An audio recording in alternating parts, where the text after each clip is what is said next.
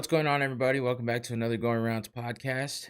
Back on a Thursday, as usual, to talk about all the craziness going on in combat sports. Um, there's a lot. There's a lot going on this week. Man, shit's just going down left and right, and just craziness happening everywhere. It's dumb. It's really dumb. A lot of it is not great news. Uh, But there's a lot of fights going on this weekend too, so we gotta be happy about that one. If you like to watch fights, there's always a UFC on. Uh, but this weekend there's all kinds of combat sports on, so a lot of MMA, which is good. That's what I revolve everything around. But yeah, I don't even know how to start this off, man. I guess personally, I'm glad to be home and have all my stuff and my setup and gear that I normally have because I was gone. I did a whole lot of driving over the past like 48 hours. It's been crazy. I went to just two different cities, I guess, around the state. 5 hour drive on Wednesday morning. Did some work for a while and then drove another 5 hours to another place. Stayed the night. Got up, drove an hour to the job site, did a bunch of work, and then drove another 5.5 hours home. So it's just nonstop driving. I'm glad this chair is more comfortable than my truck seat. Driving around in that damn truck, sometimes I just want like go nuts and want to fucking just break shit in there, especially when traffic is ridiculous. Like, who the fuck taught people how to drive on the highway? Get the fuck out of the way if you're not going to go a decent speed, at least the speed limit. But if you're in the fast lane, you better be going five over at least. Is that just me? I mean, I'm usually doing a little more than that, maybe seven over. I don't know. Don't tell anybody, but it's just fucking annoying. It's annoying, and I can't stand people that just do not know how to get the fuck out of the way. So yeah, that's my rant for driving on the highway. That's what happens when get home. I've been driving for too goddamn long, but fuck all that. I did want to get out and fight some people though, so what's better than getting home, having most things already set up. Luckily, I did a lot of extra work earlier this week, so all I had to do was keep adding in the things that continuously keep happening throughout the week. So that makes it a little difficult, but I think I'm caught up. I think I've got mostly everything that is, you know, important, I guess. And judging by for the third fucking week in a row, Conor McGregor is in the headlines and leading the headlines. If he's not winning at anything like the tough fights, he's not winning in. His regular fights, he hasn't won in a while. And, I guess he's sick of losing everything else, so he's got to win in the headlines because that's not a good thing, though, man. That is not a good thing, Connor. Unless it's all good stuff, it is not good to be in the headlines this much. And if you've been following, just today, just hours ago, other stuff dropped. I'm driving. I'm getting messages left and right from people telling me, which by the way, thank you. I appreciate it. Don't get me wrong. I really appreciate getting the heads up on some things sometimes because, I'm not sure how many people knew I was actually driving, but I was happy to get the updates and information uh, kind of streamlined to me. So that was cool, except that for what I found out what was happening, and that wasn't cool. But hopefully this isn't just riddled with bullshit and nonsense, but we'll definitely get to, of course, a little bit of a recap of last week. A lot of good stuff to talk about from last week's UFC 289 pay-per-view card. It was better than expected, I think. And, especially though, I mean, I guess I can't I guess I can't really say much for it considering I was kind of building it up to not be great in my own head at least, and maybe to you guys if you're watching, but I didn't mean to really down on it that much. It just didn't feel that big. So, but big things happened and a lot of news came out of it, so we'll get into that. And then Other craziness around combat sports happening last weekend, and then we got three big fights coming up this weekend. So, like I said, a lot of stuff to talk about. Of course, I had to reconnect everything and move stuff around, so now I feel like everything's out of place. But that's the price I got to pay for making sure I take all my stuff with me when I when I go to when I go out of town, because I just like to make sure I have as much as possible so I can make a decent podcast while I'm gone. Because I hate missing them. So haven't really missed one yet. I don't think. I don't remember, but I don't think I've really missed one.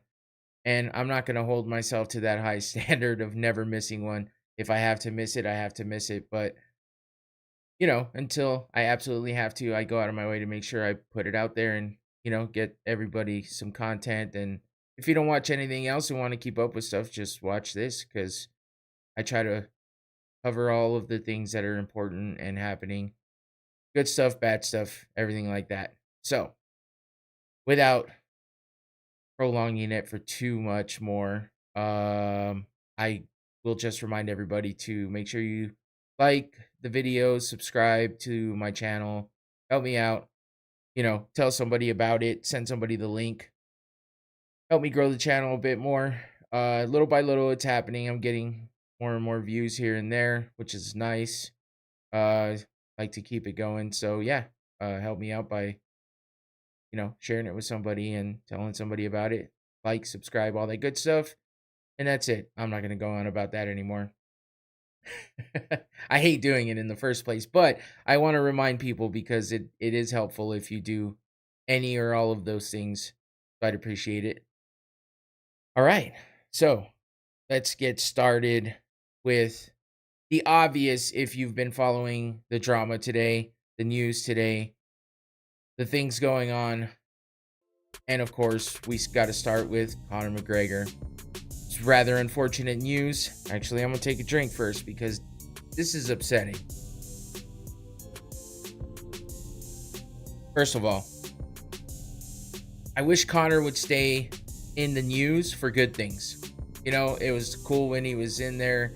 I hated it because he kind of drove me nuts, and he's not my favorite fighter, but at least when he was in the news for winning, kicking people's asses in the cage for money, the right way, doing it for something like a title, getting, progressing yourself in the sport, making yourself more and more popular. Those are all good things, man. And those are the things that you should be known for if you're out in the public eye, as he is, making all the money he is, being a fighter. That's what he does. Like, be that fighter in the cage. Do it where you get money. Outside the cage, what are you doing? Like, what are you doing? Except for causing yourself and your family a bunch of drama, nonstop legal fees that you keep having to pay for attorneys and fines and possible jail time, constantly worried. It's just too much, man. And of course, unfortunately, here it is again. Conor accused of sexual assault at the NBA Finals. Of course, he denies the allegations, of course. I mean, who's going to come out and say, yup, I did that? I mean, come on. But it's just... So the game that he was at was game 4 of the NBA Finals. He went out there and made a spectacle of himself, and I'm gonna go over that in a bit too. But first things first is this news, because it just happened hours ago. According to letters obtained by TMZ Sports, at one point, I'm sorry. I wanted to read that because it's. Oh no, I guess I was right. During the evening, he violently sexually assaulted a woman inside of a men's bathroom. I'm sorry. It says that NBA and Miami Heat security helped separate the woman from her friend and then forced her into a restroom that McGregor and his security guard were already inside of. So this woman's claiming that the NBA and the Miami Heat security helped Conor trap her in a bathroom. Um, I mean, that's upsetting if that's true. And I'm not, there's sides to the story always. Don't get me wrong. I'm not going to sit here and say someone alleging to have been raped, because, you have to say that these days anyway for everything. But alleging to have been raped and recounting what happened is tough. I understand that. And if this actually happened, and I hate to keep saying it that way, but if this actually happened, it's got to be tough for this person to come out here with all the details. And I'm ashamed of Conor if this is what happened. But we have to remember that there are people out there who will make up a story and go to great lengths to back that story up and make sure that they have some way of proving that this is what actually happened, or some way of making sure that there's no proof that it didn't happen, to basically get money out of the person that they're accusing. And because Conor, unfortunately, has been accused of these types of things in the past, who knows? Who knows what happened? Maybe, unfortunately for Conor and his wife, because he is married with 3 kids and 1 more on the way, I believe. Either way, if this is true, unfortunately for them, if she put herself in a situation where she thought, hey, this is what's happening, I'm gonna hook up with Conor McGregor, well, I'm not saying anything that like she did it to herself or anything like that by any means. Don't think that at all. I'm just saying, if she put herself in this position where she went to the bathroom with him to do whatever they wanted to do, and they actually did things in a consenting fashion on both parties, and now she's trying to turn it into this because she thinks, oh, he won't say that this and this happened because he's married and has kids. So listen, what I'm trying to say, there's people out there that are not, there's nefarious people with nefarious plans at all times. There's vultures, there's wolves in the dark. You know what I mean? Like, there's always somebody looking for something. Now, I'm not saying that this is what's happening here, but there's always the chance that that's what's happening because he's famous, he's rich, and he's in the public eye. And right now, he's out there even more with the Ultimate Fighter going on. I mean, he's in the middle of the court during halftime at this finals game. So an opportunity might have arose for this person, and they took advantage of it. Now, is that the case? I don't know.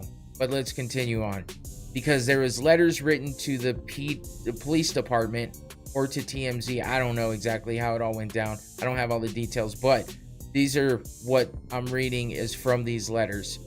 It says, security refused to let the woman exit or allow anyone else, including her friend, inside the bathroom. The lawyer then claims McGregor emerged from inside the handicap stall and shoved his tongue inside the victim's mouth and aggressively kissed her. All right. According to the letters, the woman was able to get McGregor off of her by telling him she had to urinate. Now, maybe there's a lack of context here, but this is odd. It gets a little more weird. But then McGregor allegedly forced her to have oral sex with him. McGregor is then accused of grabbing the woman and pinning her against the wall before attempting to sodomize her. Mitchell says in the letters the woman was able to elbow McGregor repeatedly, which gave her a window to escape. Now, this is scary if McGregor actually did this, because, she's saying he grabbed her, pinned her against the wall, and attempted to sodomize her, okay? These are like the words of this letter. And that, but if he allowed her to get up because she had to pee, like, that's a little weird, right? I mean, if he's trying to do whatever he's trying to do in a somewhat of a public place, you wouldn't want to waste time, I wouldn't think. But maybe he thought, oh, she's into it or whatever. I don't know. This is weird. I'm just trying to figure out here what the hell's actually happening. But anyway, he's a fighter. He's a strong dude. He may not be huge, but he's a strong guy. And he's a fighter. So if she repeatedly elbowed him and he got off of her because she was elbowing him, first of all, he has the defense to not let that happen over and over and over again. And I highly doubt she was really hurting him to the point where he felt he had to get off. So I don't know. Maybe she was putting up enough of a fuss. Maybe she was getting loud and trying to scream or something like. I don't know. I don't know what was actually happening here, but it just all seems so weird. Then it says, however, she allegedly fled in such a hurry, she left her purse. Understandable, trying to get away from a situation. You're not thinking, oh, I need my purse, right? The lawyer says McGregor's security guards held it hostage until she pleaded with them for its return. Maybe this is just a poorly worded letter, because this just all seems very bizarre. The way, of course, nothing's gonna go down like a perfect storyline or a movie, and I get it, you're in the midst of trying to get away and all this stuff, but it's just the way that this is presented is very odd. And it says the woman finally got away from it all, went on to report the assault to local authorities on Sunday morning. Mitchell tells us an officer then encouraged the woman to seek out an attorney. Reps for McGregor, however, said in a statement Thursday morning, the allegations are false. Mr. McGregor will not be intimidated, they added. UFC also addressed the alleged incident, saying it is aware of the allegations and is working on getting more information. Typical, run-of-the-mill, statement by the UFC. Anybody else that's going to be involved in this is going to say something to that nature as well, because, they're trying to investigate and everything like that. My thing is, which I was talking to Patrick, who's been on this podcast before, he was feeding me some of this information earlier, which like I said, I was grateful for. And, he made a good point, and I was thinking the same thing. There had to have been cameras, right? You're in a arena where there is cameras all. If there's a fight that happens and they want to investigate that, guess what? They're going to have cameras to look at almost everywhere in a place like that. Believe me, I've been to them. Not to mention, for a living, is I do security cameras in buildings. Like, buildings like this usually have them, and I guarantee they have multiple angles. So of course they're not going to have them in the bathrooms, but they're going to see that if a woman is going into the men's bathroom, not uncommon if you just like to have fun in public places, but to have the security kind of usher her in there, and then to have someone standing guard at the door, not allowing other people in, which I get as well, okay? A celebrity that wants to have some fun in a bathroom with a rando, of course they're going to have their security out to make sure that they don't get caught. But why would this all take place in such, like, somebody has had to have noticed that the bathrooms couldn't, in an arena like this, there's all these people and there's always lines in the bathrooms. Who saw this happen? Anybody? Where are the witnesses? Where's the surveillance footage? There has to be surveillance around there for sure. In a multi-million-dollar arena like that, there has to. They play, obviously, NBA basketball games there. They play professional sports there. There's got to be cameras. There's got to be footage somewhere. So I know they're sorting it out. Like I said, this just happened earlier today, or all the allegations came out earlier today. So obviously things are getting ironed out, but this isn't good for Conor, who was in the headlines for basically not getting into the USADA testing pool, as was previously reported. To my understanding, I thought he was in there already. So bad thing after bad headline after bad headline just keep happening for Conor. there was, so what I was saying earlier was he's been accused of this before. It says that McGregor has been accused of sexual assault multiple times before. Twice in 2019, in March and October of that year in Ireland. September 2020, which was later dropped, and 2021, he faced a lawsuit for an alleged 2018 incident. Earlier this year in January, McGregor was accused of attacking a woman on a yacht. So, again, not good for Conor. You have all these allegations against you. You have actual video footage of you doing real dumb shit all the time. Constantly running around like a drunken fool. Doing drugs that aren't weed. Because everyone's going to smoke a joint here and there. That's not a big deal. You're not going to go off on a rampage doing crazy shit because you just smoked a joint. Like, nah. It's not happening. You know, he likes fuck it. He likes doing coke, all right? Everyone knows that. Everyone knows that. Everyone jokes about that. Everyone knows it. And it's pretty obvious at times with him. So, you know, maybe that's the problem. Maybe he has a problem and he needs to get that shit handled. Because regardless of whether this is a false allegation or not, you know, he puts himself in these positions where it's kind of believable, because then you look at this right here.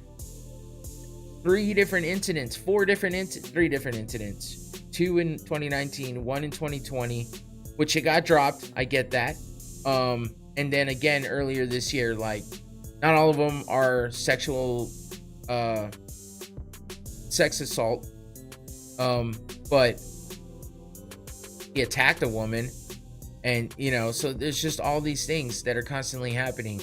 So, and it's not always true, but you know, when there's that many stories of things happening about you, sometimes it is kind of because there's some truth behind it, and that's unfortunate. I hope that's not the case. I hope this isn't all true.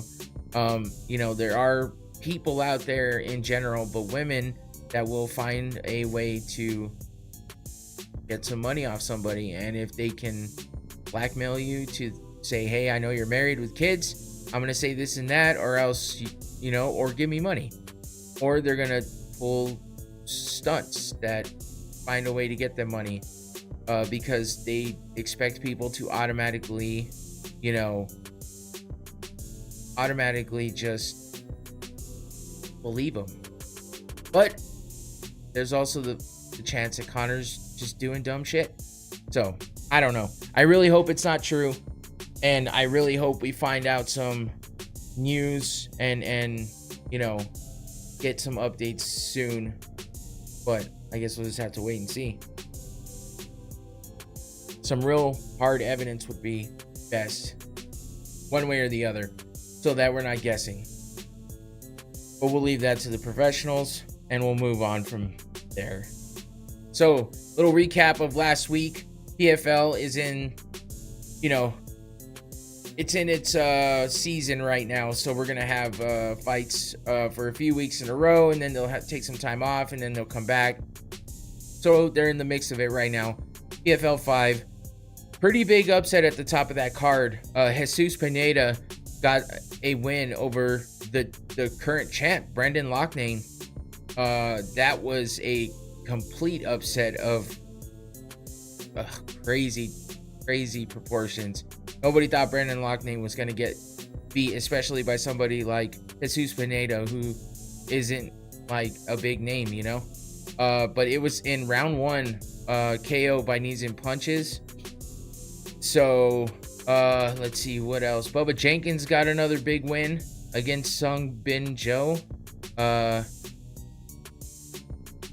Looks like rear naked choke submission in round 1. So that's good for him, because remember, PFL goes off of points. If you finish a fight, you get more points than if you go to a decision. Obviously, the way to get points is to win. So if you win by submission or KO, you get more points than you would by decision. And if you finish it, the earlier rounds that you finish it in, the more points you get. So Bubba Jenkins and now Jesus Pineda get some big points there for getting a finish in the first round. Tyler Diamond, unfortunately, lost by submission in the second round to Movled Ibulov. And then let's see, what was the other one? Chris Wade, with the win over Ryoji Kudo in a submission by guillotine in the first round. So there's some good points for him as well. And lastly, out of fighters that I covered before, former UFC fighter Impa Hisangane beat Tim Karen by submission in the second round, arm triangle. Yeah, so that's that for PFL 4 that happened last week. So this week, oh, I'm sorry, that was the poster for this week. But here's the card for this week.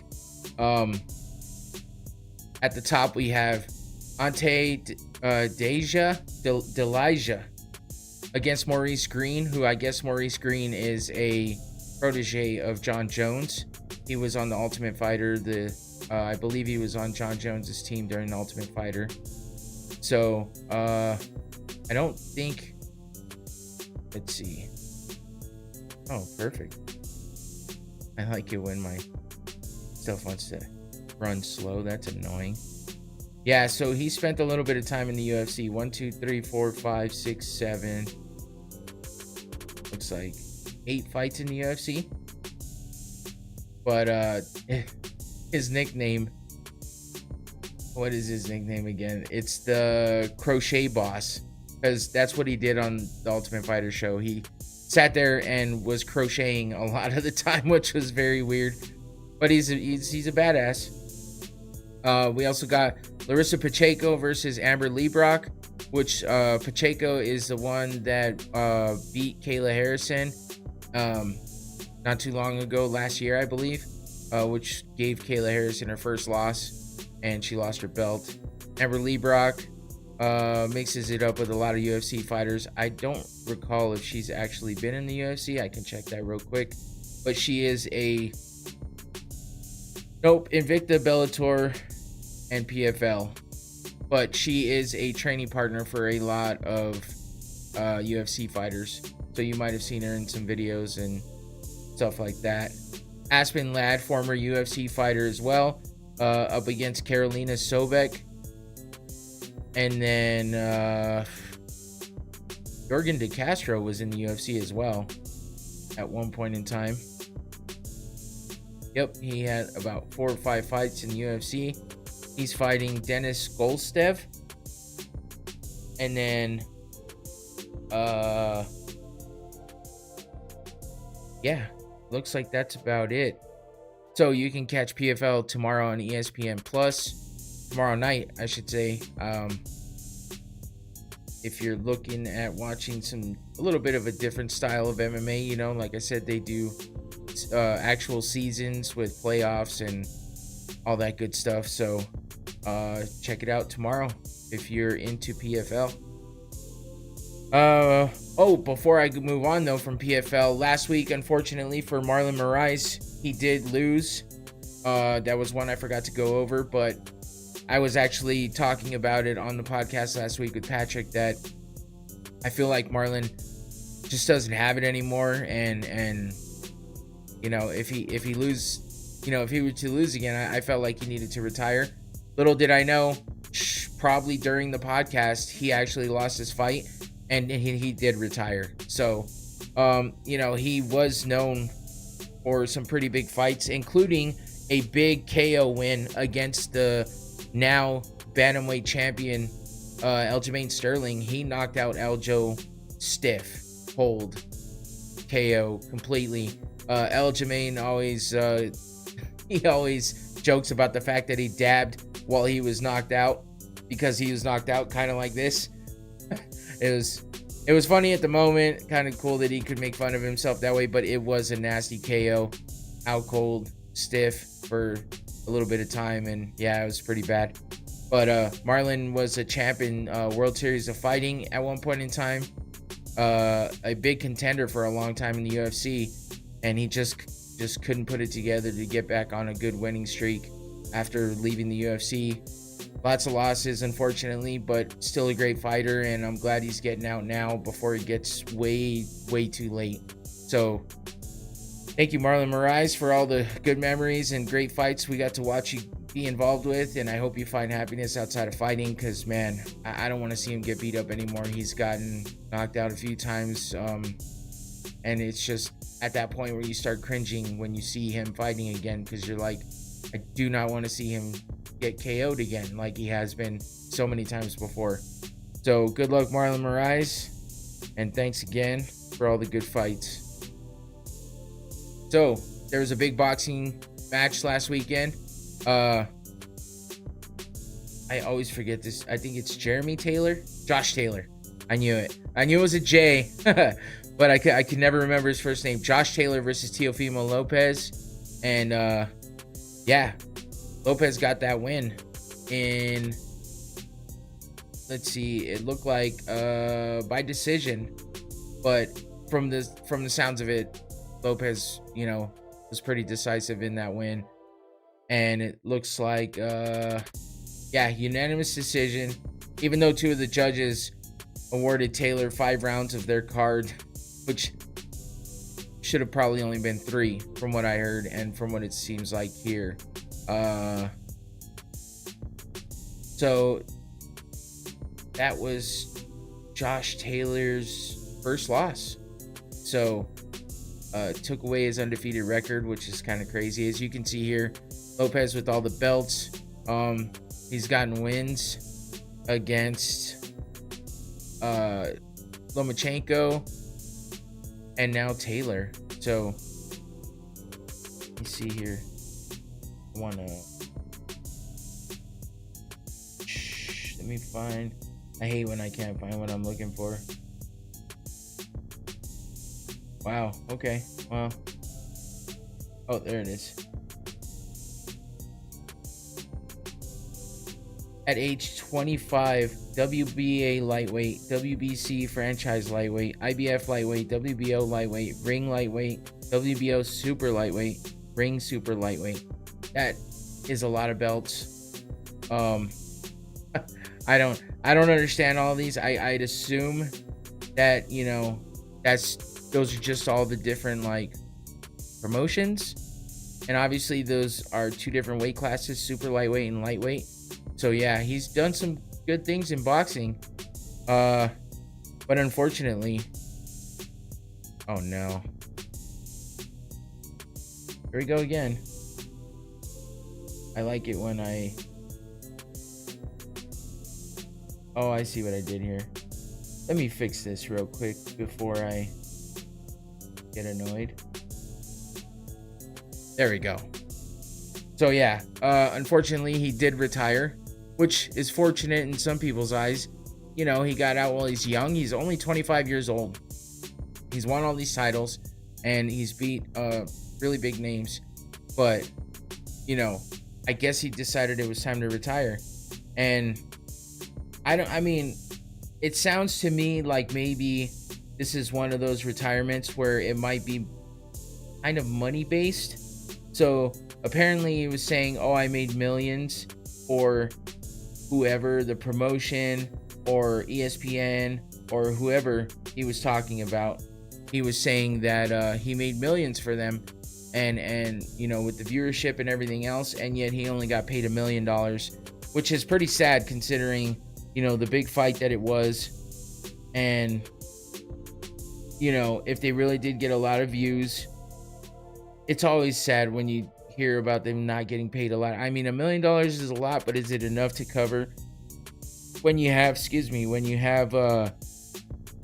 all these other boxers making hundreds of millions? So this was actually today when he officially vacated the belt that he just won and officially made it, his retirement. So good luck to Teofimo Lopez. Like I said before, I've followed him a little here and there, just hearing about all of his fights and how good of a fighter he is and all that good stuff. So I don't know. I hope he goes on to good things and if he comes back, I hope it's worth it for him, and I hope he gets the money he's looking for. If not, hey, stay out the game, man. You got out while you were on top and while you were young and still have a whole lifetime ahead of you. There's a lot of retirement talk in this episode, unfortunately. Or fortunately, I don't know. It just depends on how you feel about it. Sad to see some of these guys go and ladies, but sometimes it's needed and sometimes it's a good thing. So we'll stick with that. More boxing news, though. This is a different kind of boxing news because it involves a boxer, which is Deontay Wilder. Was in the news lately saying you always see the MMA guys crossing over to boxing, but never see the boxers crossing over to MMA. I said, well, how about you come to my backyard and after we handle business, I'll come to yours. This isn't the first time Deontay Wilder has talked about this with Francis Ngannou too. When Francis was first talking to Tyson Fury about possibly doing a boxing match, they brought up the fact, why don't we do 1-1, a boxing match, a MMA match, and then they said maybe we do like a mixed rules fight, kind of like what Demetrius Johnson and Rotang did in one championship, where they did Muay Thai MMA, Muay Thai MMA, alternating rounds with alternating kind of disciplines, but who knows. Anyway, yeah, of course this made headlines with Deontay Wilder getting out there and saying that he would do MMA. And he is a big dude. I don't know if he has the agility and athleticism that Francis Ngannou has in the cage or other fighters. Boxers tend to be a little more stiff. They have good footwork, especially the bigger boxers, I should say. The bigger boxers tend to be a little more stiff and have a little slower when it comes down to it.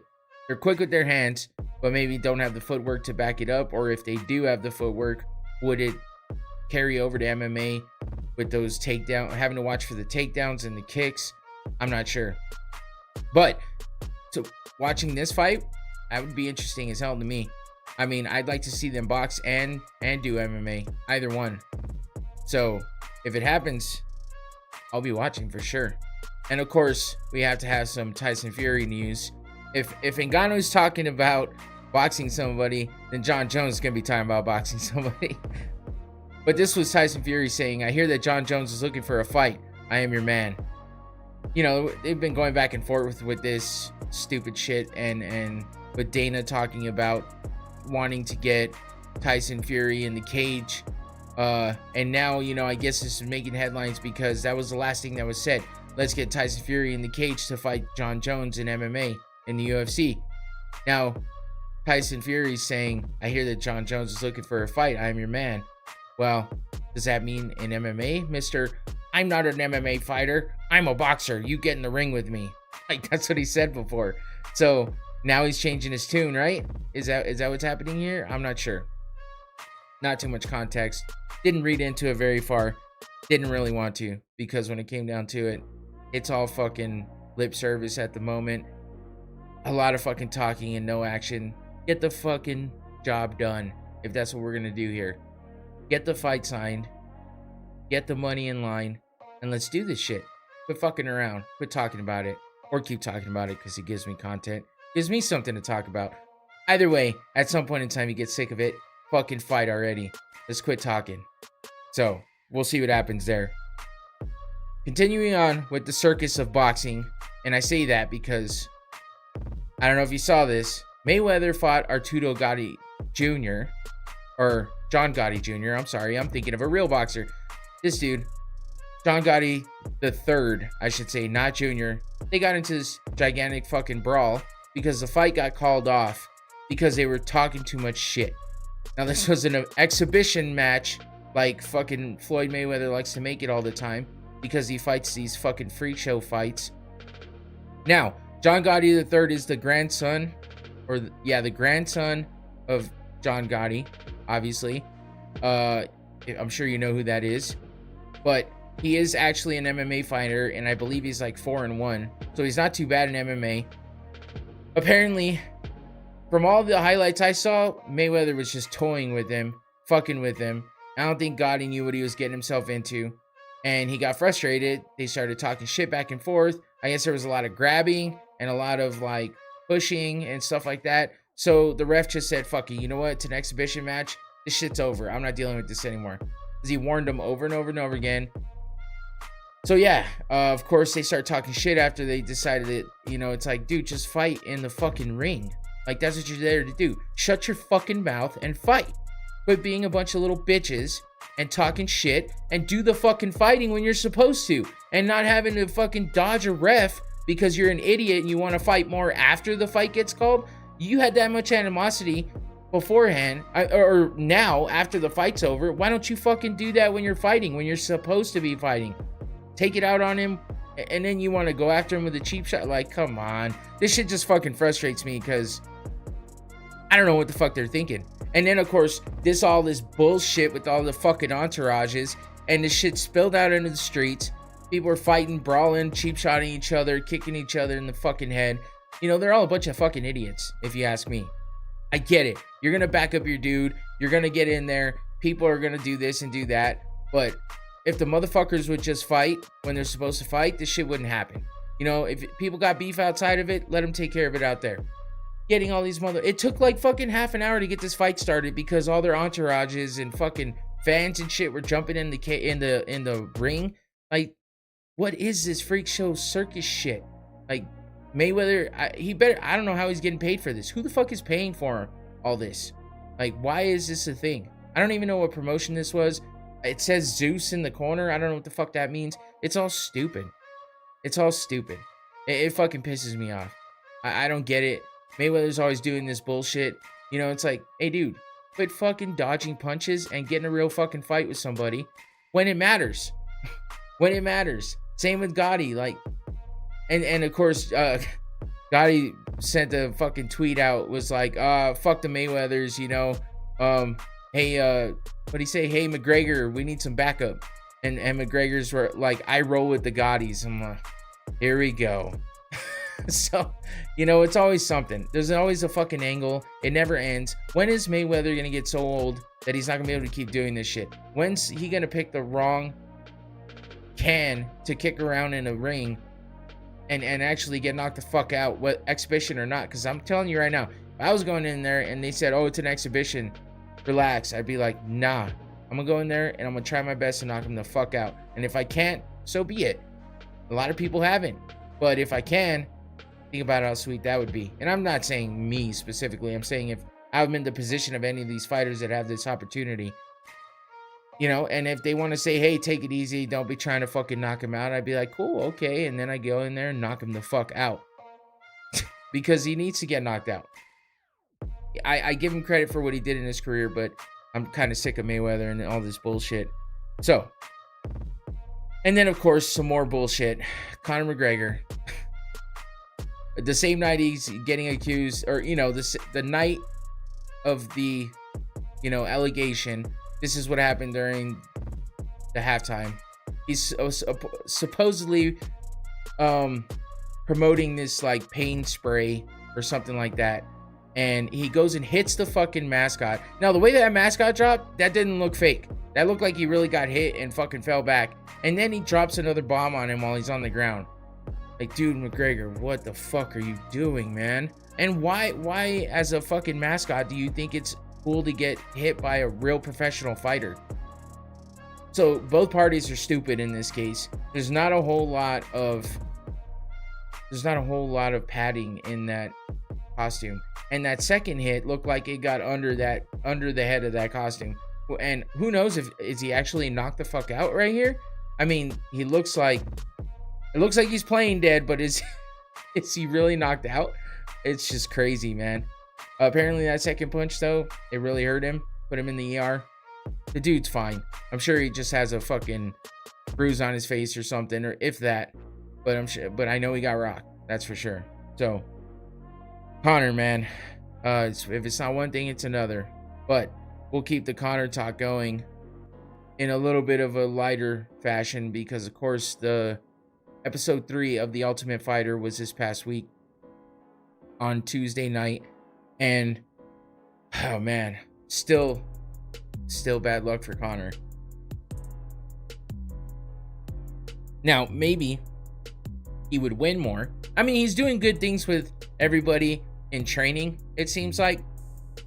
But the morale of the team is a little different than on Chandler's team, because Chandler is there for everything. He's there for the training.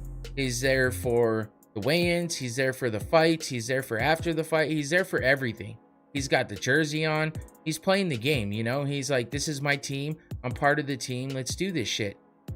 And Conor's over there, doesn't ever wear the jersey. I mean, hardly ever. He's there for sparring and training and shit, but like, it's in and out. It's kind of wishy-washy. He shows up wearing a suit to all the fights. Doesn't even show up to the fucking weigh-ins ever. So far, 3 episodes, never been there once. And it's like, you know, you see Chandler over there hyping his dude up during the weigh-ins, getting him all ready and shit. Then you got Conor, nowhere to be found. So I don't know. You know, but there's some good stuff coming from Conor. They showed this during the episode. I guess this kid takes parts from other action figures and puts them all together and paints over them, and he's made like 3 or 4 different Conor McGregor, you know, posable action figures. And, you know, he puts clothes on them and paints the tattoos on them and all this good bullshit. And it really was cool. And, you know, Conor, I don't know how this all got put together, but Conor is in there checking out all the toys that the kids made and stuff. And Conor's like, yeah, I'd love to buy these off you, you know, like, they're for my kids, like, blah, blah, blah. So he pulls out a wad of cash, and the kid has the funniest reaction. Winds up giving the kid $1,200 for like 3 of these figures, which is pretty dope, man. I mean, that's a huge score for that kid. I mean, I don't know what kind of background he comes from or whatever, but he's obviously pretty excited. And to get $1,200 for 3, that's $400 for each figure. It's pretty nuts. I mean, it is hand painted and handcrafted, I guess, for the most part. Kid's got some talent, and, you know, he got paid for it. So that was pretty cool of Conor. Of course, comes out flat, you know, flashing stacks of hundreds. He's got to do it in a flashy way. I guess it's not Conor if he doesn't. Anyway, moving on to the actual fight of the night. It was Austin Hubbard versus Aaron McKenzie. Aaron McKenzie is the prospect coming from Conor McGregor's team, and Austin Hubbard is the vet coming from Michael Chandler's team. So, yeah, I mean, as far as the fight itself went, you know, a lot of back and forth, but Austin Hubbard was definitely the better fighter that night. Came out on top. Looks like, you know, there's a lot of backstory and all this stuff that they go through as far as you know, telling the stories and all that good stuff, which is a cool part of the show. Looks like they were both in the LFA together at one point in time. I'm trying to see. Yeah, okay, so it was a unanimous decision. Obviously, I mean, it goes 2 rounds, and then if it's a tie at the end of those 2 rounds, they go to a sudden death round. So then they'll make it 3. Then they'll decide on a winner after that. But Austin Hubbard looked really, really good in that fight. And, you know, he definitely got the best of McKenzie. That's what McKenzie's face looked like after the fight. Pretty nasty, beat up eye right there. So that makes Conor 0-3, Chandler 3-0. I don't know if Conor's gonna be able to turn it around. He's got a couple decent guys that might have some potential to turn this around for him. Who they are, I can't remember at this point. There's so many things going on. Trevor Wells versus Timur Valiev is the next fight. This was the one that got canceled last week because Trevor Wells had the cold sore on his face or whatnot. So now they're actually fighting this week coming up. And I guess McGregor brings Stephen Wonderboy Thompson in to help train. And that's about it. So We'll see if McGregor can turn it around next week. But I'll tell you this right now, Timur is a fucking beast. And I don't know if Trevor Wells has what it takes to even stand with him.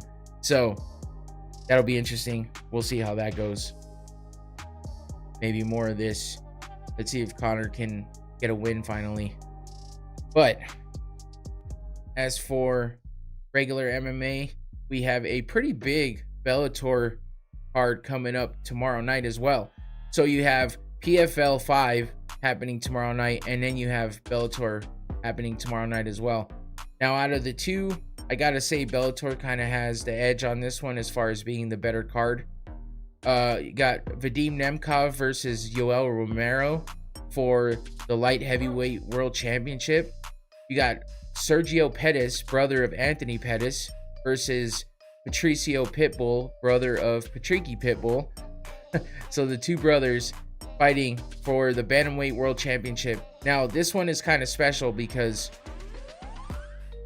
Pitbull is going for his third belt in that many divisions, basically. So he's going for his third division belt. He's been the lightweight champ, the lightweight champ, the featherweight champ, and now he's going to try to be the bantamweight champ, which has never been done in three weight classes. Being the champ in 3 weight classes at all has never been done. So this could be history for Pitbull. That should be interesting. And then you have Corey Anderson versus Phil Davis. Now let's see. Everybody except for Nemkov and Pitbull are former UFC fighters here. So this is kind of nuts. But Corey Anderson versus Phil Davis should be pretty exciting. And speaking of, that's the matchup for. These are the 3 biggest fights on this card. Let me double check here and make sure if I'm not missing anything. Looks like no, there's nothing really big other than these 3 fights happening. Looks like Kyle Crutchmer versus Bobby Nash should be pretty good. And then Daniel James versus Gokhan Sarikam happening at heavyweight. But yeah, that's about it. So now we got Corey Anderson versus Phil Davis. Corey Anderson, like I said, former UFC contender, fought for the title once, I believe, and he's done pretty well for himself coming over to Bellator. And it looks like this is a light heavyweight. It's not a title fight, but I do believe Corey fought for the title or did win the title at one point in time in Bellator. Either way, he's got very big and heavy hands that he likes to land on people, and then he also has some really good wrestling. But I don't know if it matches up to the wrestling of Phil Davis. Phil Davis has some good striking as well. Very good wrestling. So this could be either a boring wrestling match because Corey Anderson likes to hold people down, and well, sometimes that's what happens when everyone's just wrestling. But they both have really good striking, really good hands, and they both hit very hard. So it could be fireworks as well. Never know. But I'm into this fight, and I'll be trying to watch it for sure, or at least catching those highlights because, yeah, I'm interested in all 3 of these fights. Moving on to the lighter weights, bantamweight. Sergio Pettis versus Patricio Pitbull. Like I said, Pettis is the brother of Anthony Pettis, and he's a former UFC fighter. Never won the belt in the UFC, but came over to Bellator, is doing big things, winning titles over here. The current belt holder at bantamweight. And then Patricio Pitbull's been around forever. Him and his brother have been doing lots of just winning in Bellator, winning titles, winning fights, exciting fights, and yeah, they've been around for a bit, and they've made names for themselves in Bellator. You gotta be kidding me. There we go. Anyway, Pettis though has looked really, really good coming over to Bellator. He just fell off in the UFC, and I don't know what happened to him there, but he just couldn't hang.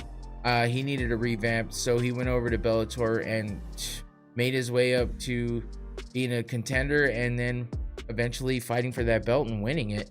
So I was happy to see it. He's looked like a fucking beast in oh, I see what I did here. I skipped a button, that's why.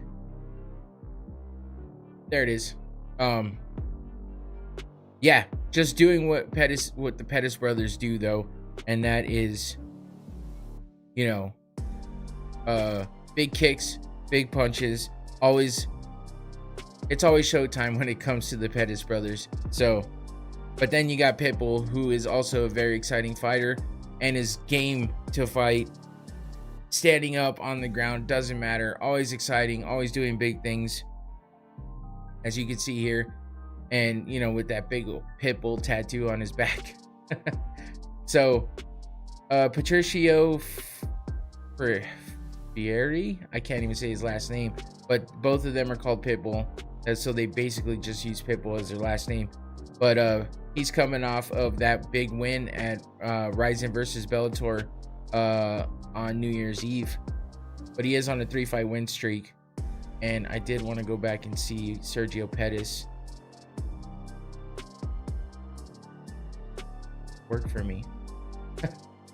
Pettis is undefeated in Bellator right now. 1, 2, 3, 4-0 in Bellator. So he went up and got that belt quick. I was curious about their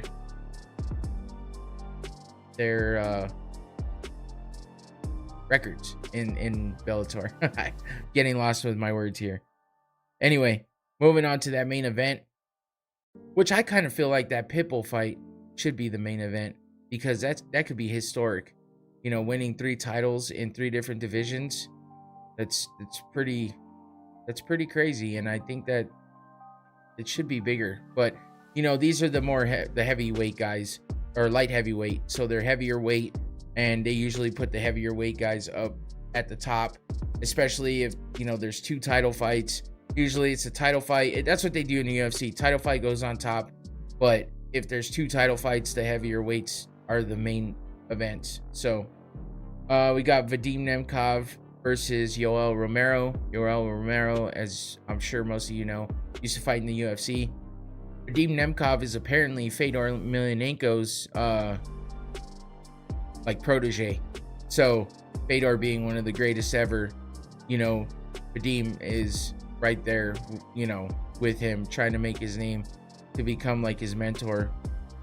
Let's see, he is his last win was against Corey Anderson, actually. Before that was an accidental clash of heads with Corey Anderson, so that was a no contest.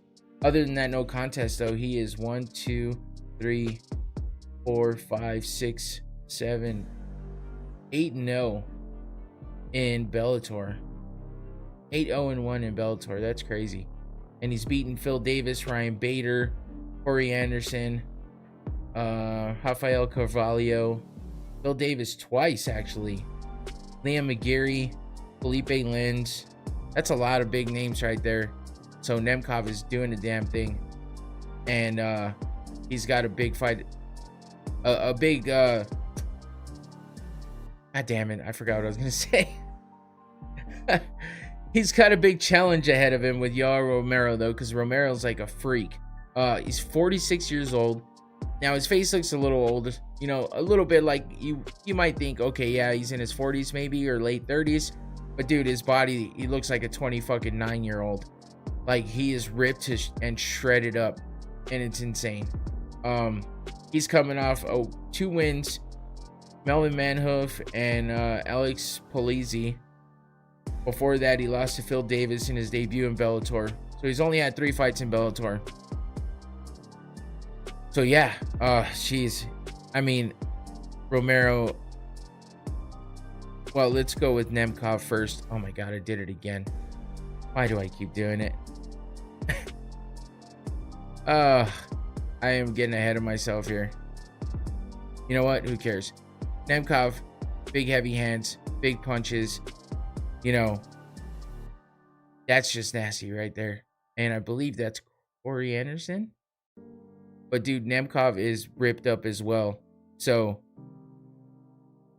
but you got Romero just pulling Manhoof off his feet with that big punch. And, you know, we've all known Romero to be scary as hell. This is against Phil Davis. Looks like he's off balance even, and still just deforms Davis's face with that punch. Romero's got scary power, man. And he does a lot of dynamic, crazy moves and strikes. And he's an exciting fighter, but he was involved in that sleeper fight with Israel Adesanya. So, you know, there's always that potential of kind of having a stalemate. Now, we'll see how he comes out against someone like Nemkov. That's a really different fighter than he's, you know, been fighting in the past. So, this should be exciting. I mean, 2 title fights and then another big heavyweight fight going on. Yeah, I just... Did I say that was Phil Davis? I don't think that is Phil Davis. Maybe it is. Yeah, maybe it is.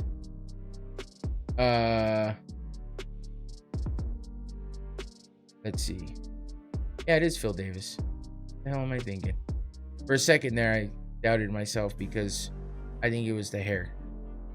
But anyway, like I said, big fight there, and I'm gonna be waiting for these highlights if I'm not watching it in the moment, because it's gonna be a good one. All right, so moving on, let's get to UFC. We'll go with the recap of UFC 289 first. I got a lot to talk about here. We're at 8 o'clock, so, you know, I'm gonna take up a lot of my time right here talking about this pay-per-view fight from last weekend. Pretty crazy. These 2 top fights were the best, of course. Nunes versus Aldana. I mean, I wouldn't say that fight was the best for sure, but it was what it led up to that made it good. And then just watching Nunes dominate the shit out of Aldana, like there was no answer there for her. Aldana got one good punch in. We'll go over that in a minute or two, but Nunes is just super dominant. And then Oliveira versus Dariush, that was an exciting fight. Oliveira just being that just crazy. I don't even know how to explain him. He's just a winner. All there is to it. All that talk of him having quitting him and stuff like that from before, that's all gone away, man. But this card happened in Canada, and there was 6 Canadian fighters fighting on the card. Now this was a smaller card. It was like 11 fights altogether, or 12. Let's see. Yeah, it was 11 fights altogether. So, you know, more than half the fights had Canadians on it. I was a little bit, I was wrong when I said last week that I thought there was only like 3 Canadian fights or fighters on the card, but there was 6, so that's good. Diana Belbita beat Maria Oliveira, which, did my music just stop? Oh, there it goes. Belbita, being the first of the Canadians on the card, got the win. Let's see, Kyle Nelson versus Blake. Kyle Nelson, I believe. Let me double check. Yeah, Kyle Nelson, another one of the Canadian fighters with a win. Ayman Zahabi, who is the brother of Faraz Zahabi, who was the cornerman and coach of GSP. So Ayman Zahabi, being the brother, got the win against Kuling Aori. He looked damn good in that fight. I watched that one and I was like kind of forgetting that he was Faraz Zahabi's brother. But yeah, that was a good fight. Jasmine Yazdavicius versus Miranda Maverick. Yazdavicius got the win. Another Canadian fighter. And then we get to, which I was saying his name wrong the whole time. It's Marc-Andre Barrio. I was saying Baralt. I don't know. I just, what the fuck? It's those Canadian names, man. But Barrio got the win over Eric Anders. Looked pretty good. Anders looked really flat. Don't know really what was going on with him. He didn't really look like himself. Unanimous decision for Barrio, though. And then we go to Dan Ige versus Nate Landwehr. Nate the Train didn't look like himself either, man. I don't know what happened here. he came out flat. He just looked like he was really ready to start with. He looked very intense and very keyed in, and Ige was just too much for him. I'm not sure what was going on with Nate, but he didn't look like himself, and Dan Ige just dominated him, got the win by unanimous decision. And then we get to the last Canadian on the card, which is Mike Malott. He got a submission win by guillotine over Adam Fugit, who gave him a hell of a fight, but Mike Malott was like out there to get that fucking win. He knew it was his hometown. He's been waiting for this time after watching like GSP from the stands way back in the day as a kid, saying that he would be the one fighting in the cage at some point in time, and he made that dream come true, which I thought was pretty badass. But crazy shit happening on his walkout. I don't know if you guys saw it or paid attention, and if not, go back and check it out. When the fighters walk out of the tunnel, they walk through this, in between stands, and there's always people out there with their hands out, reaching over, trying to get them to slap their hand or something like that. All these people were leaning against the rail of the stands, which luckily wasn't that high. The rail fell over, almost hit Mike Malott. Actually did land on one of his coaches, but he was okay. Everybody was okay. But yeah, a bunch of people. There had to have been like a good 8 to 12 people that fell. Maybe more, maybe like 15, 20 people that fell due to this railing giving way. Sounded like nothing crazy happened. They gave them closer seats, and it sounded like everybody was okay. So who knows, maybe a lawsuit will come up down the road or something, but that was pretty nuts to watch. We're sitting there just watching him walk out. Next thing you know, you see people flying over the edge. Pretty insane. Luckily, nobody got seriously injured. I mean, that could have been real bad. But yeah, Mike Malott gets that win in his hometown, and, rounds it out for the Canadian fighters 6-0. Which is pretty damn awesome because, not a lot of times do they go somewhere where the hometown fighters get the, unanimous like wins or are undefeated for the night. Happened once in Ireland and maybe once in the UK, or maybe close in the UK, but doesn't happen very often when they go undefeated. Now, granted, there was only six fights out of the whole card, but it was still a smaller card anyway, so pretty impressive either way. Now, moving on to Charles Oliveira versus Beneil Dariush. This was a fun fight, like I said. Charles just did work, man. This was in the first round, so he got it taken care of very quickly. And, he got the best of Beneil right away. And, he finished him on the ground. Didn't have to do much work. Beneil Dariush is a great fighter, man. I feel bad for him because he did, he should have probably fought for that title quite a while ago.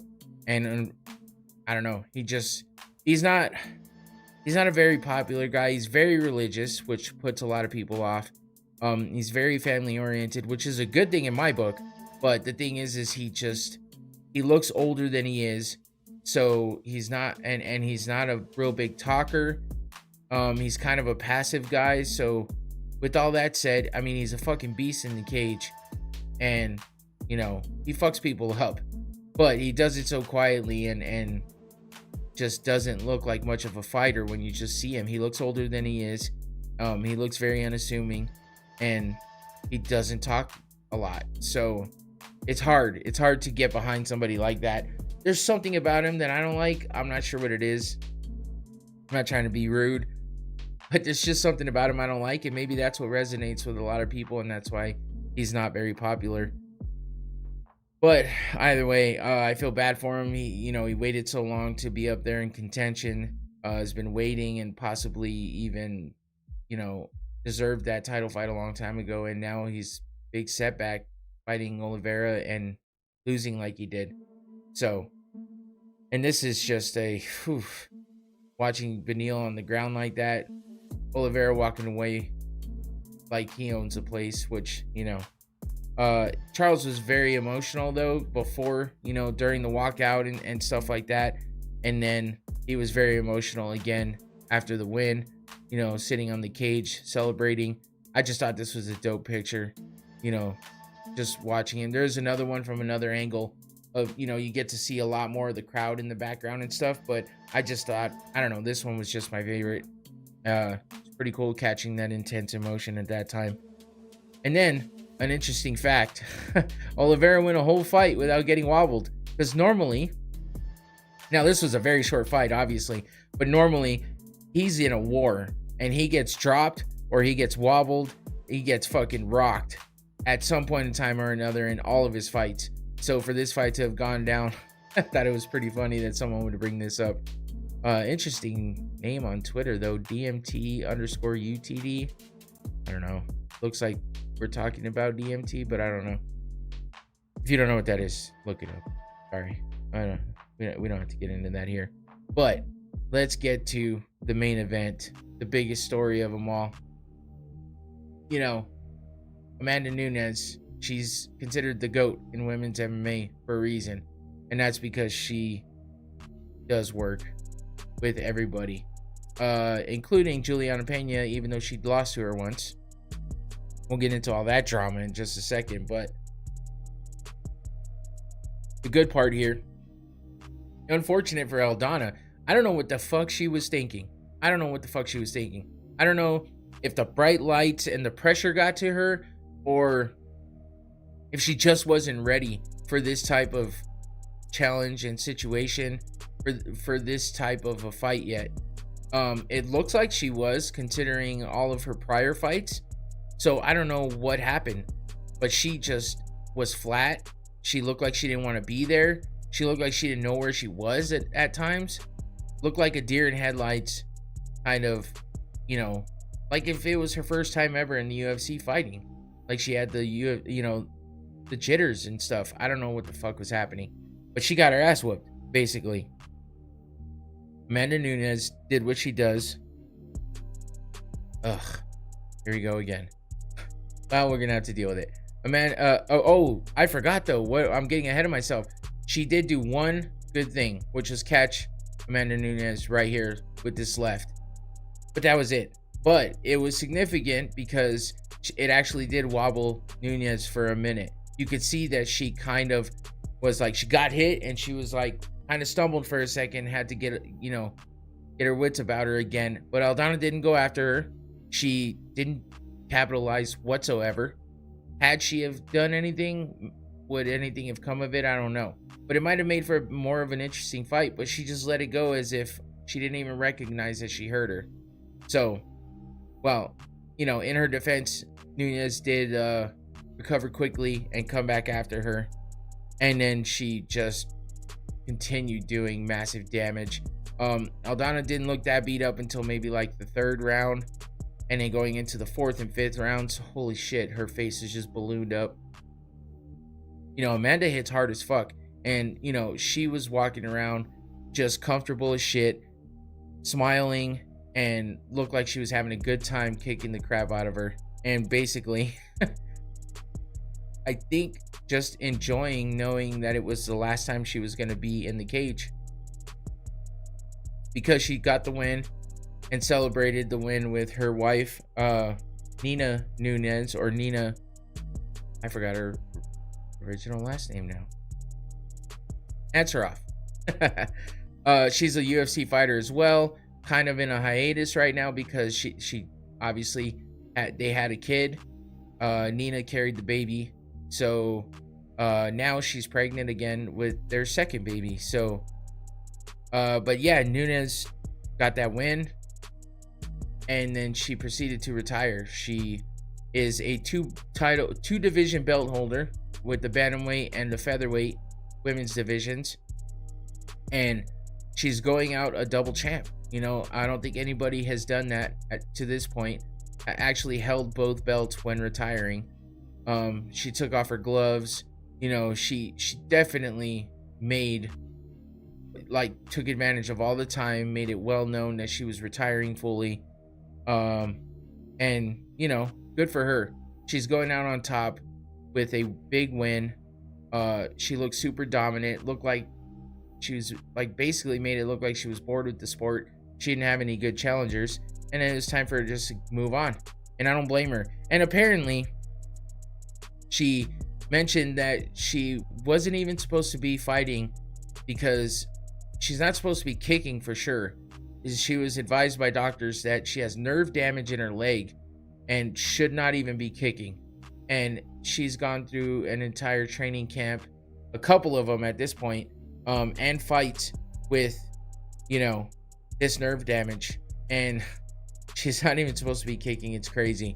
So, oh man, it's crazy to know that. So I mean, for me, I feel like it's a good thing if she retires. Not everybody feels that way though. People think that she's scared. People think that she's, dodging and ducking Juliana Pena because they're 1-1. Pena beat her the first time to take the belt, and then Amanda came back and whooped her fucking ass. Like whooped her ass. I mean, they may have gone all 5 rounds, but she made her look bad, and she won the belt back. But of course, Pena, being the pain in the ass, annoying, shitty fucking person she is, she said, I scared you so bad into retirement. Personally, congratulations. Professionally, what the fuck was that? She's so annoying. Like, I don't fucking understand why they have a vendetta against each other. Obviously, Nunes was in media, beforehand, before the fight, talking about how she would have never retired with Juliana being the belt holder. If Juliana was a champ, she wouldn't have retired. She would have made sure she came back and got the belt back from her. She said if she was fighting Juliana like she was supposed to have, then she would definitely not have retired on this one. She wanted to fight somebody she never fought before, get that big win like she did, and then retire. And that's what she did. And of course, Juliana thinks, oh, this is because you're scared. Blah, blah, blah, blah, blah. Well, just so you guys can be as embarrassed as I am by watching this, and so you guys can be as annoyed as I am and have your fucking ears bleed after hearing this, yeah, you got to be blessed with this as well. Sorry. Here we go. Of course she's going to fight. She's got to fight me. Don't compare yourself to Anderson Silva. Do not compare yourself to Anderson Silva. Shut up. Oh my god, I can't stand it. She's so fucking cringy. It's so annoying. And watch the way that she looks around for approval as she's saying these things.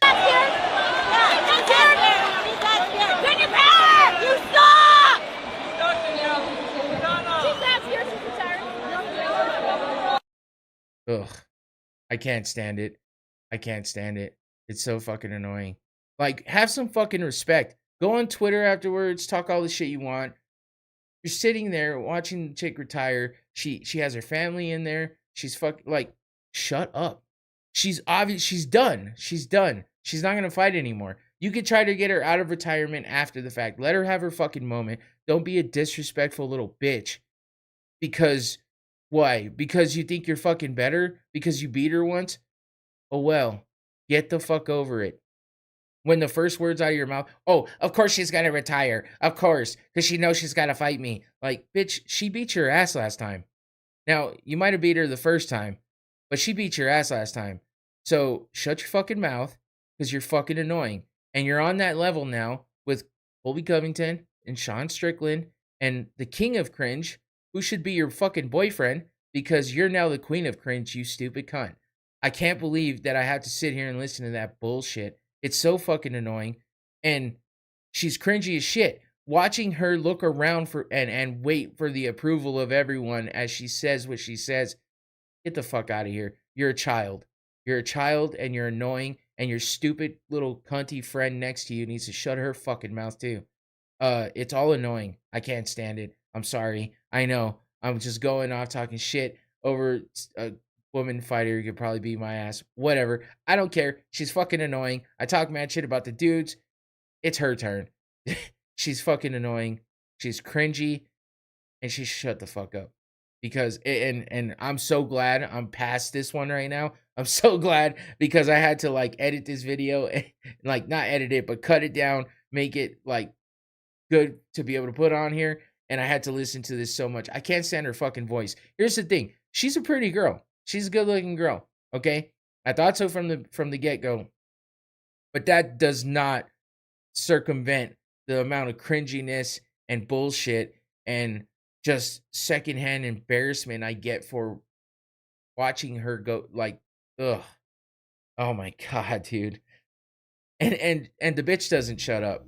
She doesn't shut up and she doesn't quit talking the shit. Here she is saying there was a part of me that wanted to storm the cage. So I let her have my moment. Which that wasn't your moment, bitch. That was her moment. That's why she was retiring. She's done. She won. She won. Remember, you're out there yelling and screaming like a fucking idiot when you had a broken rib. I've cracked a rib before. Maybe not fully broken it, but I've cracked a rib, and I did not want to yell and scream like that because it hurt too much. So maybe I'm a pussy. I don't know. But if you have a broken rib and you can't fight, why the fuck are you out there yelling and screaming like a fucking idiot? Anyway, but it was really difficult for me because there were so many times where my urge was to go, okay, shut up, fucking stupid. And then we continue with the cringiness. The greatest female fighter of all time, according to me, is me. Of course it is, you dumb, stupid, stuck-up bitch. You want to know why? Because I'm not a fighter, I'm a warrior. Oh God. Ugh, I want to throw up. I'm a warrior that lives inside, and there's a difference. It doesn't even make sense. Amanda Nunes is a fighter. I'm a warrior. I'm the greatest warrior. I'm the greatest fighter of all time. Oh my God, this bitch has nothing on me. I'm so stupid. Shut up. Shut the fuck up. Like, I could go the rest of my life without having to hear this bitch talk again. Just so, oh, God damn it, man. I have to move on before I keep just saying shit and people get mad at me for it. I labeled this Pena thinks she's the GOAT. And then my other picture was Pena just keeps talking because that's all she does is talk. Yeah, she's a great fighter, and I liked her. And she was on the Ultimate Fighter. She was a bit cringy on there, but it was like whatever. She had Miesha Tate as a coach. She's been like good with Miesha Tate for a long time. So, and I like Miesha Tate too, but she's just on a whole other level, and I can't stand it. And I guarantee Nunes is just sitting back laughing because this is what she gets to go home to. Look at all those belts. That is a dope ass display. I love it. And it's badass that she went out on top, takes those belts home with her. Now, I don't really agree with what she's saying that anybody else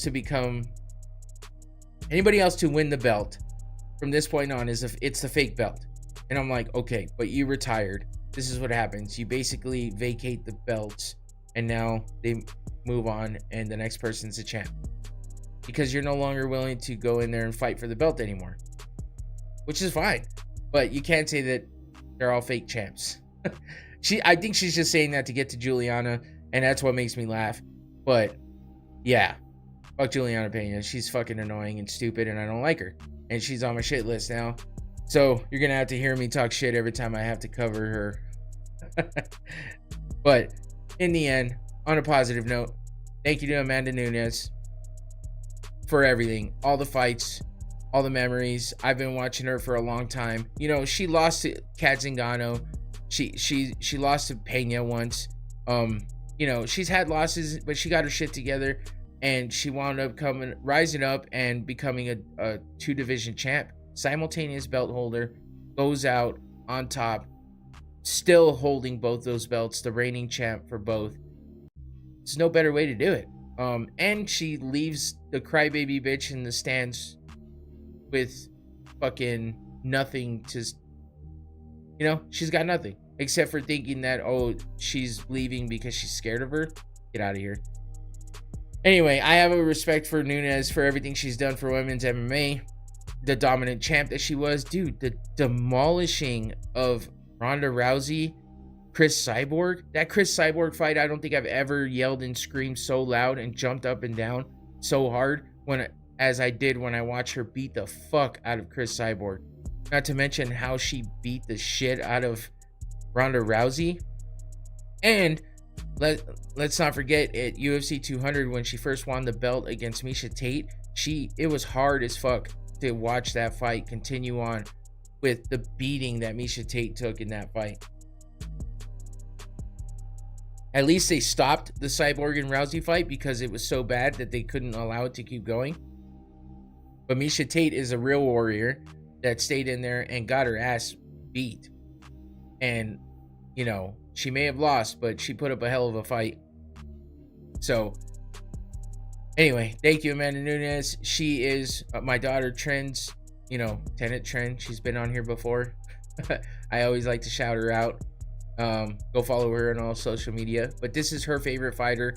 She was upset to see that Nunes was retiring, but I'm sure she's happy she got to retire with the belts. The female GOAT of MMA. Can't deny it. It's a hell of a record, hell of a strength of schedule, and just a hell of a fighter all around. So congrats, Amanda. Enjoy your family.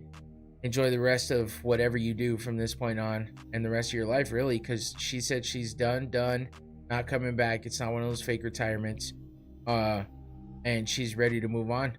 So hopefully we'll see her wife here in a bit after she has the second kid come back in and do some fighting of her own. So once again, thanks to Amanda Nunes as she retires on top, double champ. And now we'll move on to UFC Vegas 75 happening this Saturday on ESPN Plus. Marvin Vettori versus Jared Cannonier. So this should be a damn good fight. Both of these guys are exciting fighters and always come out ready to brawl, so it's always a good fight. Lower on the card though, any notables down here would be not a lot. Holy shit. It's another kind of smaller card. It's only 12 fights, but not a lot of big names at the bottom. So let's just get into it with the main card. Nicholas Dalby versus Muslim Salikov. Let me get to Nicholas Dalby's. I never realized his nickname is Danish Dynamite. 21-4. He does have heavy hands, and he's coming off 2 wins, both by decision though. Let's see. A lot of decision. Holy fuck. It's been a while since he's won by TKO. But every time I see him connect with a really good punch, it's pretty devastating, and I'm surprised he doesn't have more KO TKO wins. And then his opponent, Muslim Salikov, that's a nasty spinning back kick right there. Like, you just feel that pain. And then he goes on to, connect with a few punches up top. He sat his opponent down there. That's how hard that body kick was. 19-3 though. Coming off a win, Andre Fiallo. TKO, spinning wheel kick and punches. So yeah, that was this fight here. And he did finish him after this, which isn't shown in this GIF. But, I mean, with that fucking spinning wheel... it says spinning wheel kick. That was a spinning back... whatever. Maybe there's something I'm missing. Maybe this wasn't the final. Either way, with that body kick, fuck. That one's tough. Yeah, moving on. Next one, Manuel Torres versus Nicholas Moda. And Manny Torres, not somebody I know very well, but El Loco is his nickname. 13-2 is his record. Oh, this is only his second fight in the UFC. That'd be why. He's a Dana White Contender Series fighter. He got a win there, obviously, by TKO. And his first win against Frank Camacho in the UFC was also a win in the first round by TKO. So he's a pretty exciting fighter. Fighter. I can't talk. First round TKO wins all around. Shit. And then before that was a bunch of submissions. Holy fuck. 1, 2, 3, 4, 5, 6 submission wins before that. So yeah, he comes out to finish the fight. So this should be pretty exciting, especially against his opponent, Nicholas Mota, who you see here with that big punch against Jim Miller. He's 13-4. His nickname Iron, Nicholas Mota. Okay. Coming off a win versus Cameron Van Camp. TKO in the first round as well. So guess what? If you're looking to bet on something, because his fight against Jim Miller he lost by TKO in the first round, or second round, I'm sorry. So I would say, if you're going to bet on this, it's probably good to bet on a TKO finish. I would say in like less than 2 rounds. That seems to be about right for how both of these guys fight, and just judging by their previous fights. Moving on to Pat Sabatini versus Lucas Almeida. Sabatini, he almost looks fake in that picture. Like, check out his fucking abs.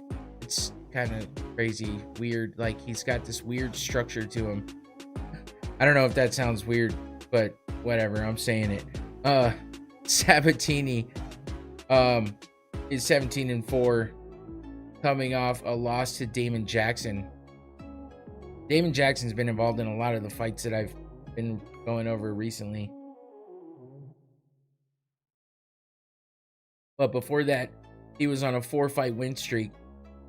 So Damon Jackson broke that. But he lost to TKO. It says submission to punches, which means, yeah, he pretty much gave up because of all the punches, which is pretty nuts. If I remember correctly, that was September. Yeah, that was that fight that Damon Jackson won. He just came out and fucking like blew through him. But yeah, before that he had 4 wins in a row, so he could be coming out ready to fight and ready to win against his Lucas Almeida, 14-1. So he's undefeated. Let's see. Yeah, oh shit. His only loss is on Dana White's Contender Series, which is crazy because I didn't even know that they counted that. But he went and got another fight in the Jungle Fight 103 and got a win there, and has 1 win in the UFC by TKO against Michael Trizano. So that should be a pretty exciting fight. These pop-ups out of the way. Jesus Christ. Fucking sure, dog. Let's move on though. Arman Petrosian, trying to make sure I say that right, versus Christian Leroy Duncan, who has a lot of hype around him right now. There's a lot of people high on Christian Leroy Duncan right now.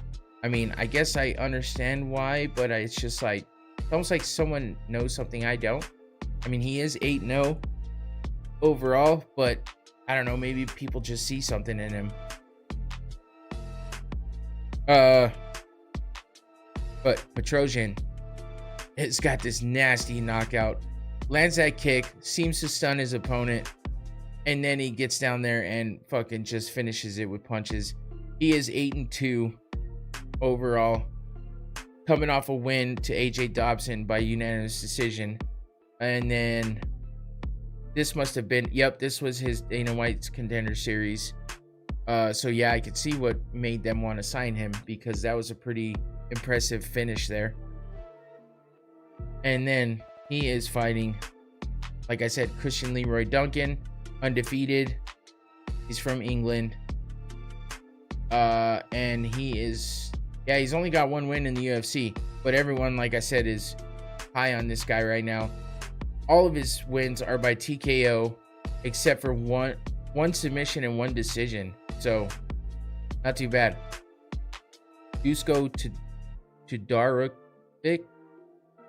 that was his last opponent, and he won by TKO. So, I feel like this should be a pretty exciting fight, and that is the first Arman.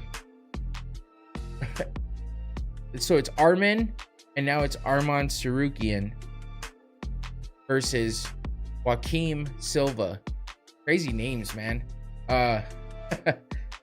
Joaquim. Instead of Joaquin, it's Joaquim. And then the Petrosian's first name is Armen, like Armen. And then Sarukian's first name is Arman, Arman. A lot of weird shit happening here with these names.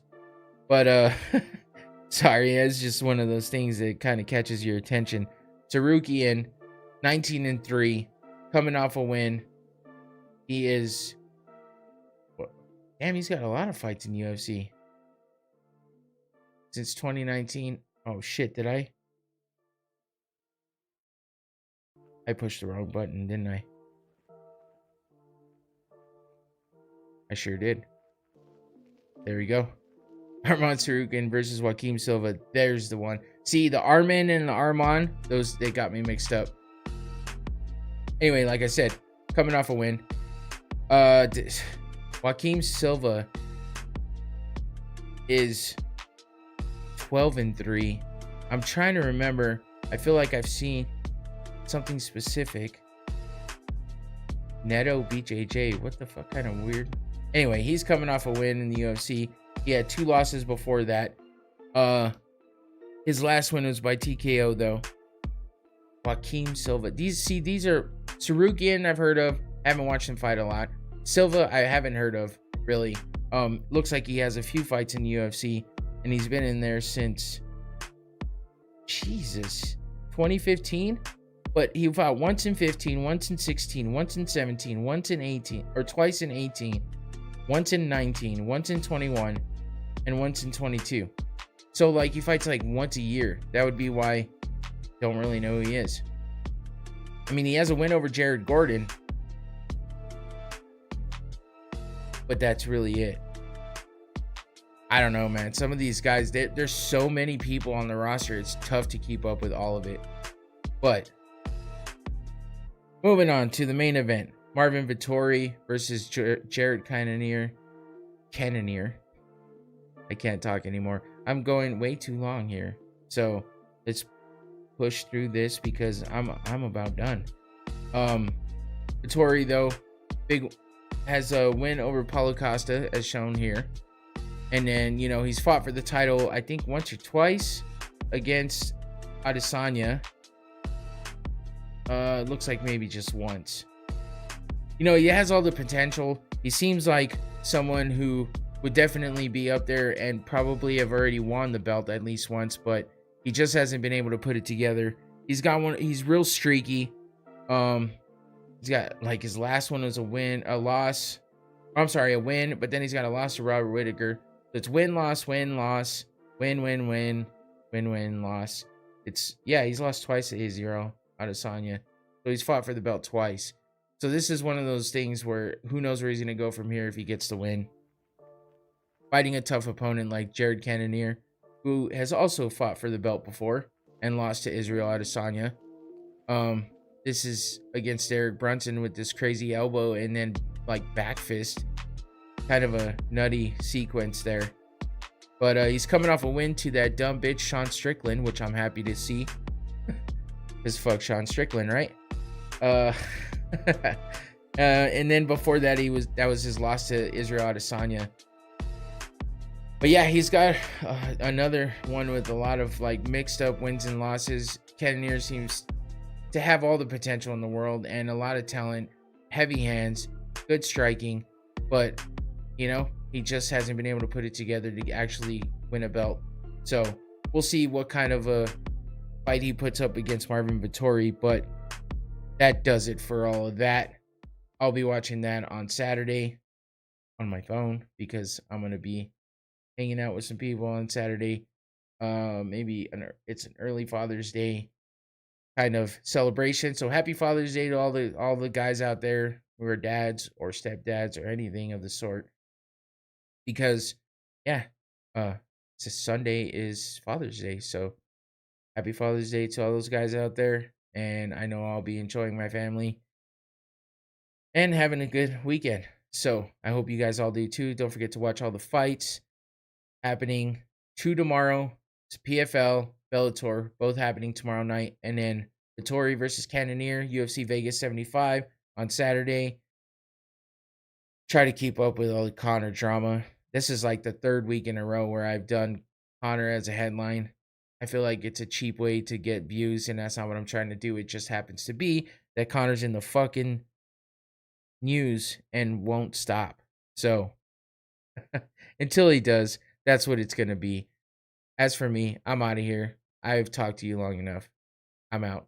Catch me next week, next Thursday, same time and place, 7 p.m. Going Around's YouTube channel. Don't forget to follow all my social media. It's been going on down here the whole time. Going Around's podcast everywhere. Except for Twitter, it's Going Around's pod. Like, subscribe, do all that good shit. Thank you. Appreciate you. I'm out. Peace.